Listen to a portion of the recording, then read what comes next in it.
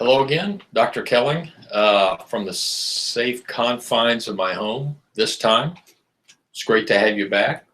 I hope you watched the first introductory video. If you haven't, I would encourage you to watch that first before watching this video. It'll provide some context, talk about the class, the syllabus, Google Classroom, my engineering lab. I do have one comment to make about my engineering lab. My engineering lab is set up so that you get multiple opportunities to answer the questions. And the way my engineering lab works is that you get on a particular question, you get 3 tries. So you try once. If that's correct, you move on to the next one. If it's incorrect, it will ask again. You get a second try.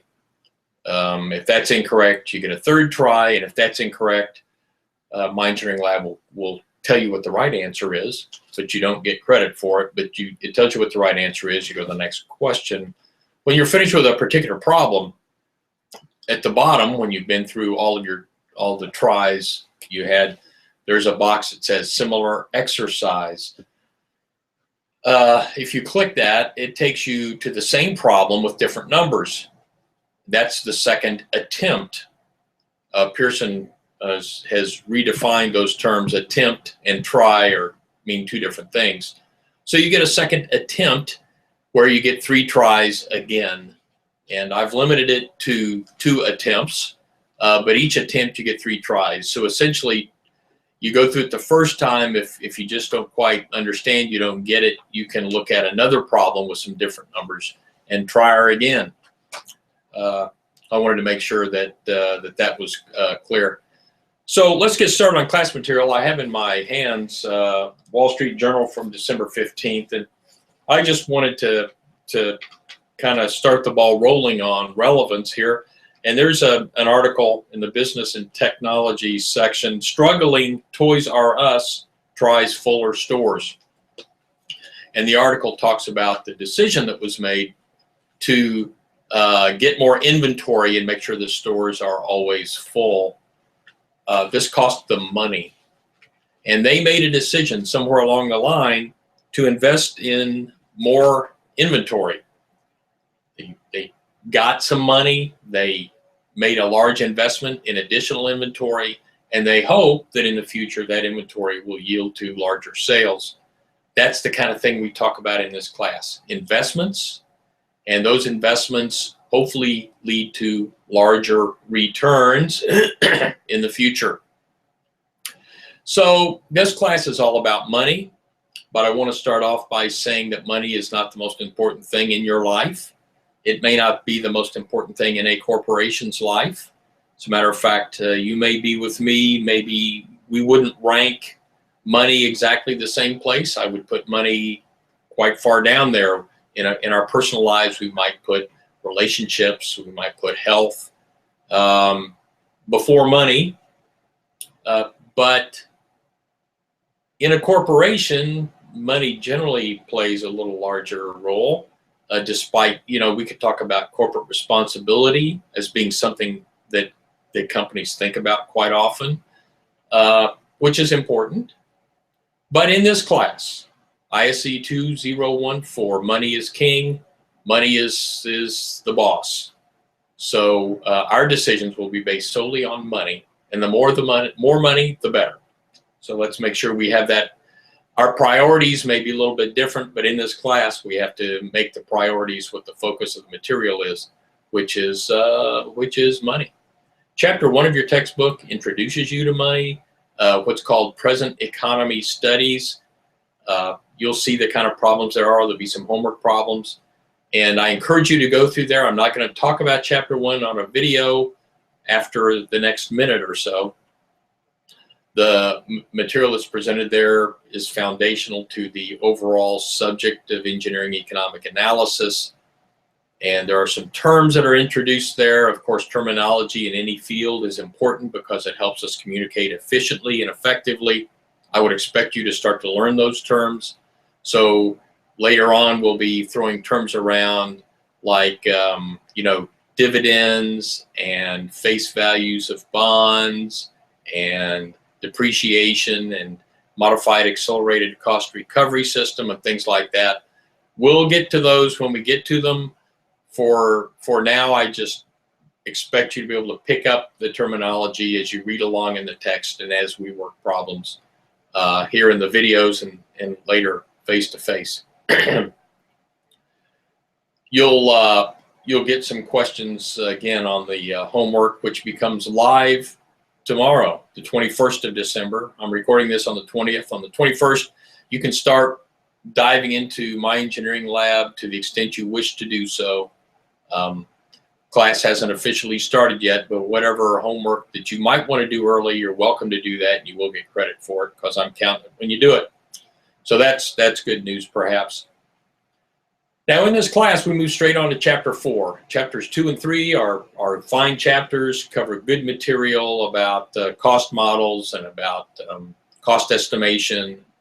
But as important as those are, we need to move to some different material, some material that's a little more important to the purpose of this class, which is Chapter 4. So that's where we will begin. And Chapter 4 is on the time value of money. Our introductory lesson today is on interest. We'll talk about simple interest and we'll talk about compound interest. Interest has been around since the dawn of time, pretty much. We have evidence that interest was charged back in Babylon in 2000 BC. So now there's large interest, there's small interest. Overabundance of interest charges is called usury, and I would argue that payday lenders charge usury. They charge excessive amounts of interest. One might argue that some credit card companies, which we'll talk more about when we talk about effective interest rates near the end of Chapter 4, that maybe those interest rates are pretty exorbitant, and in today's day and age, I would say they are. In any event, interest. Let's get to interest. Simple and compound interest. Simple interest, you don't see much in the real world. I had a run-in with it several years ago. I didn't like it. It's not a good thing necessarily. I'm going to jump straight to a Google sheet where we'll talk a little bit about simple interest, and I'll demonstrate the way that it works. So if I can work the computer properly, I'll soon be sharing my screen. And here we go. There is a Google sheet, excuse me. And you can see simple interest problem there. Let's first talk about the variables. Little I is the simple interest rate. Capital N is the number of interest periods. Capital P is the principal or initial amount of funds available. And capital I is the total interest earned. If you look in the beginning of Chapter 4, this is section 4.2 or 3, I believe. There's the formula. Total interest earned is P, the principal or initial amount of funds, times N, the number of interest periods, times I, the simple interest rate. Let's work a very short problem. You may be a little confused at this point. Have no fear. Let's work a very short problem. I think it'll all become very simple to you. Simple interest rate. Let's assume that we have 5% interest. So 0.05, decimal form of 5%. We will earn 5% interest per year. That's our assumption. That's a reasonable interest rate to earn now. Number of interest periods. We're interested in examining our interest for,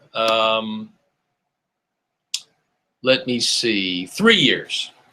So we want to know how much our total interest earned will be after 3 years. And we're going to invest $1,000. $1,000, 3 years at 5% per year. Let's follow the formula. the total interest earned is equal to P, $1,000, times N, 3 years, times the interest rate, 0.05. Total interest earned, $150. Now here's kind of an analogy for how this works. You have $1,000 and you keep it for a year, and 5% per year is $50. At the end of the year, you take the $50 and you put it under your mattress. So you have this this money under your mattress. And the next year, you have $1,000. You earn 5%.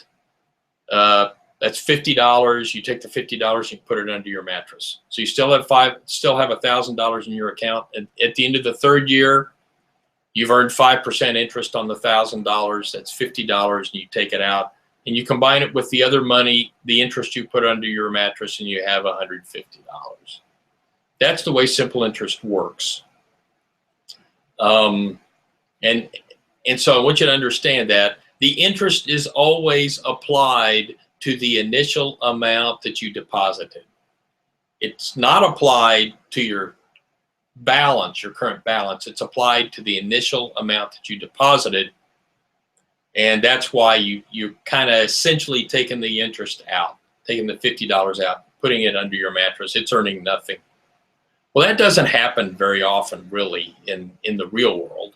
So you need to understand what simple interest is, and you also need to understand that some people use the term simple interest to mean compound interest. So be very careful when someone uses the term simple interest. Query them to ask, what is it you mean? Let's understand the interest you're talking about, because more likely than not, when they say that, they really mean compound interest, which is what we'll look at next. So let's look at compound interest. Let's look at, let me share let's look at back to the Google sheet here and see what we've got. Okay, I below here have, we're going to delete some rows here because I've got some compound interest information for you here. Let's look at what happens with compound interest.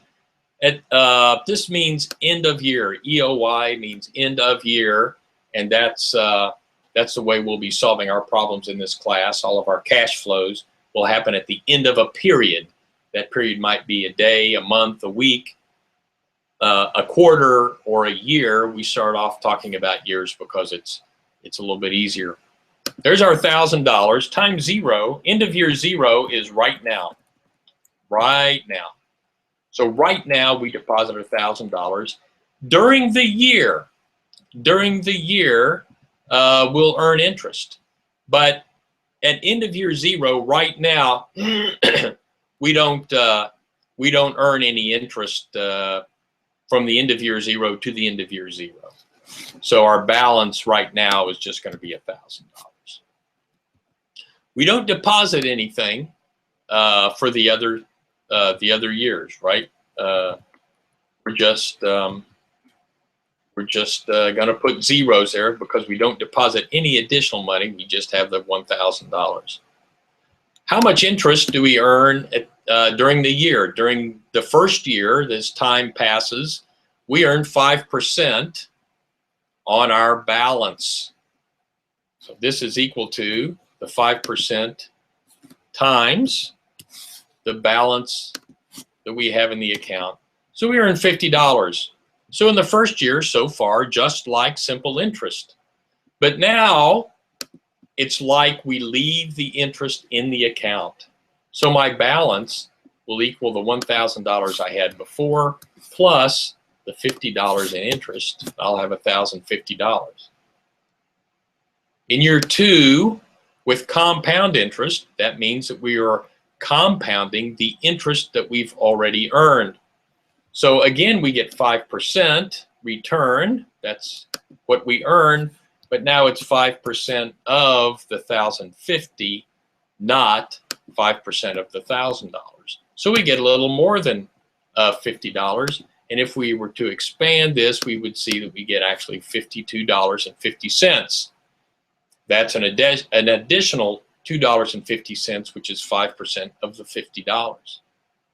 So our balance at the end of the second year is the $1,050 we had at the end of the first year plus $52.50, or $1,103, not actually $1,102.50.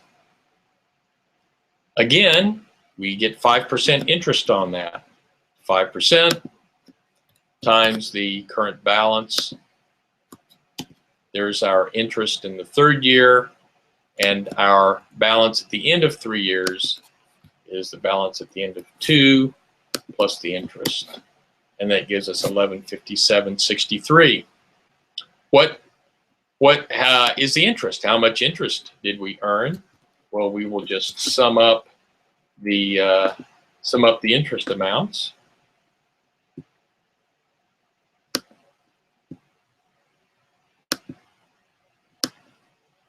And I can't make that work.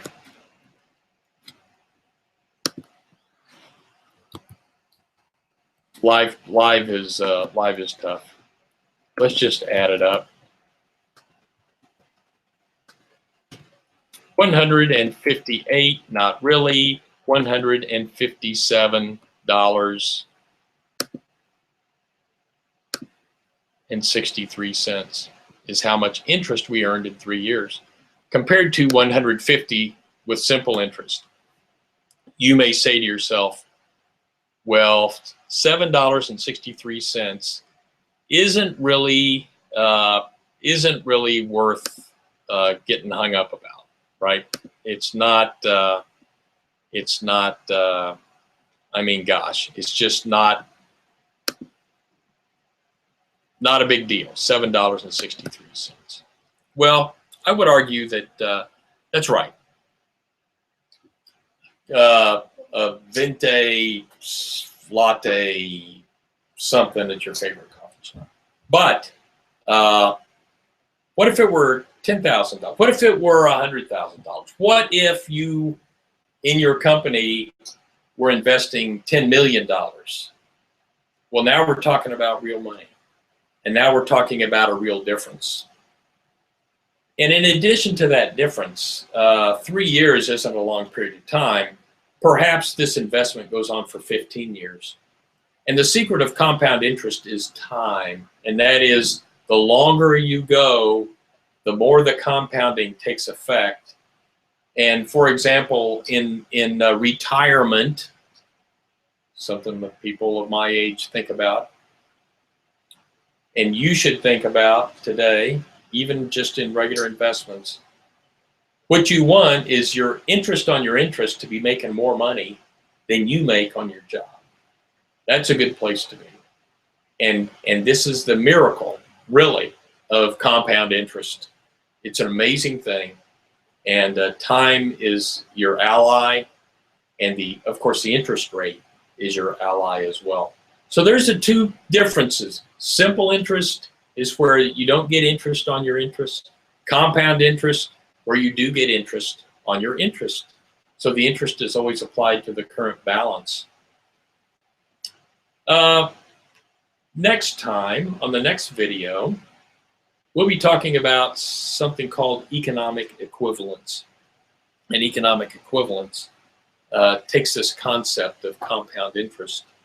And we will learn that at 5% interest, that $1,000 today, like we just saw, is equal to $1,157.63 3 years from now. They are economically equivalent. 1,000 today or 1157.63 3 years from now. And this concept of economic equivalence is a foundational concept, one upon which we build everything that happens in this class. Because economic equivalence is the ability then we have to move money around, the same amount of money, move it around from one time to another time, and we can make decisions based on that. So we've covered the first 2 or maybe 3 small sections of Chapter 4. In the next video, we'll get into section 4.4, 4.3. We'll talk about cash flow diagrams. We will talk about economic equivalence, and we'll look at some examples for how those work together.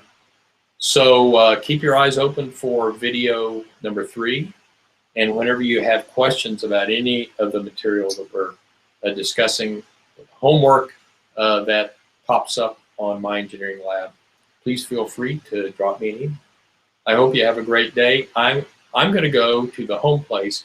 If you haven't heard of the Home Place, you gotta go there sometime in Catawba. Wonderful place. I'm headed out of here in just a few minutes to go to lunch. So have a great day. Be thinking about me at the Home Place, and I'll be back online with video number 3.